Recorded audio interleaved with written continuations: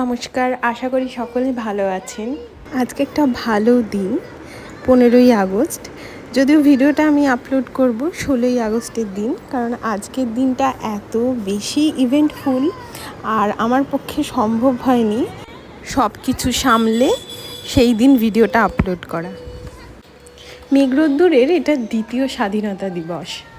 তবে আগের বছর তো এই সময় ওরা সদ্য এনআইসিউ থেকে এসেছিল, তাই বলা যেতে পারে এটাই প্রথম ওদের স্বাধীনতা দিবস।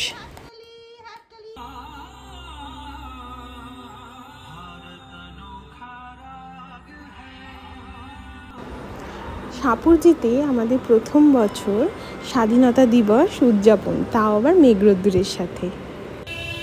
এখানে না আমাদের প্রতিটা ব্লকের আলাদা আলাদা ছোট ছোট কমিটি আছে, যেমন কে ব্লক তাদের আলাদা কমিটি, এল ব্লক তাদের আলাদা কমিটি, আর প্রতিটা কমিটি তাদের নিজেদের মতো করে স্বাধীনতা দিবস উদযাপন করছে। তাই এখানে একটা নয়, বেশ কয়েকটা ব্লকে একসাথে অনুষ্ঠান হচ্ছে।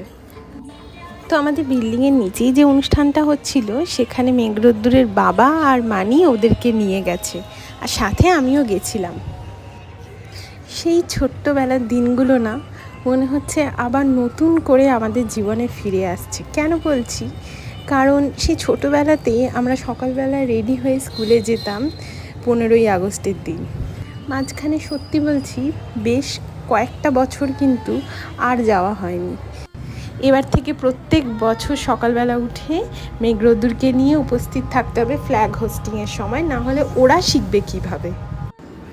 দুদিন ধরে না মেঘকে দেখছি একটা কাজ সারা দিন ধরে বারবার করছে, সাপোর্ট ছেড়ে ব্যালেন্স করে দাঁড়ানো, আর একটু দাঁড়িয়েই ধুপ করে পড়ে যাচ্ছে।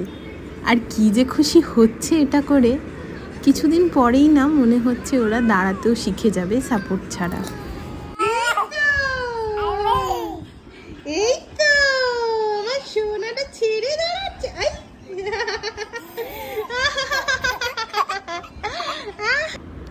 আজকে তো প্রচণ্ড গরম, আর তার মধ্যে রান্নাঘরে তো একটু বেশিই গরম লাগে।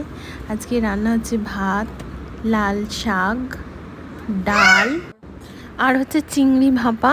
চিংড়ি ভাপাটা বর বানাচ্ছে ইউটিউব দেখে। ও তো রান্না বান্না বেশ ভালোই পারে। এই যে ভাপা বসে গেছে, আর এখানে আমি একটু ডালে আদা জিরে ফোড়ন দিয়ে নিচ্ছি।